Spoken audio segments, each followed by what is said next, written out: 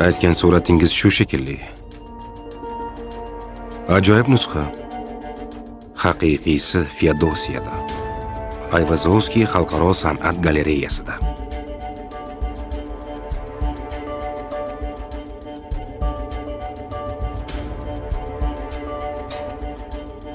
Nusxasi Feodosiyada. Bu esa haqiqiysi. Lekin qoyil. Darsingizni yaxshi o'zlashtiribsiz. Meni nega chaqirdingiz, Chag'atay bey? Sizga bir sovg'a berishni xohladim. Sovuqqonli, aqlli va o'ylab harakat qilganingiz uchun. Ishonchingiz komil bo'lsin, bundan keyin hamma narsa yanada oson bo'ladi.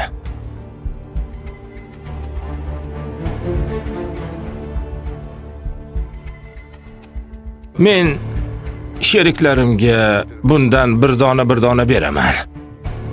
Ajoyib sherikligimizni nishonasi bo'lsin deb va albatta meni eslashlari uchun.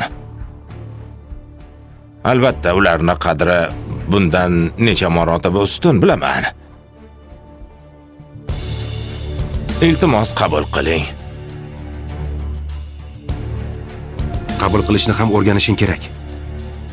Ba'zida qabul qilish kerak. Hamma narsa qilishing mumkin, lekin har doim ham ulgurmaysan.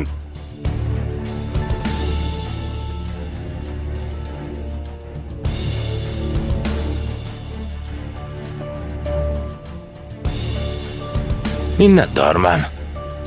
Shu mahalda sizni ham ovora qildim. Xayrli kech.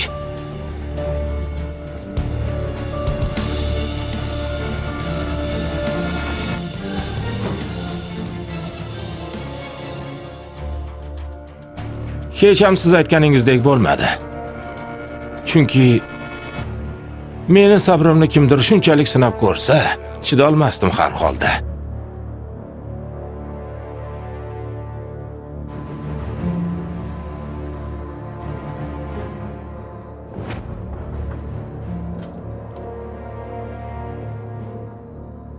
Olib keldik, Chig'atay bey.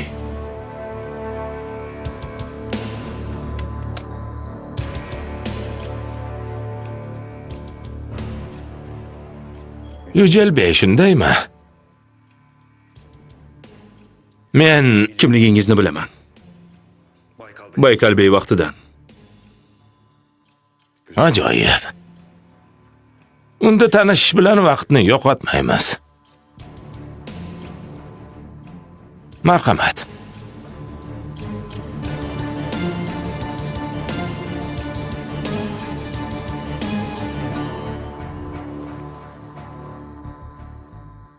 Meni qanday topdingiz? Siz yashirindim deb o'ylayapsizmi? U xarobada ekanligimni ko'cha itlaridan boshqa hech kim bilmasdi. Ha, chindan ham shunaqa deb o'ylayotgan ekansiz. Sizni topish qiyin bo'lmadi. Hatto o'ylab ko'rsam, men hayotim bo'yicha izlagan odamimni topishda hech ham qiynalmadim. Bir daqiqa. Shunday biri bor edi.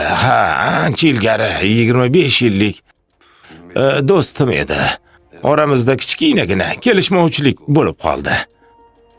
Xullas, mendan uzoqroq turish kerakligini his qilibdi. G'oyib bo'ldi.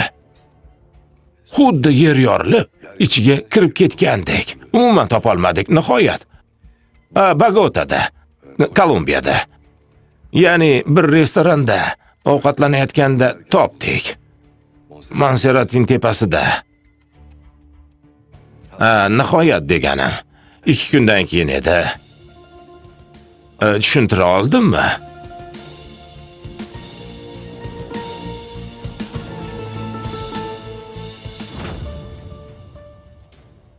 Kuting, Chig'atay bey.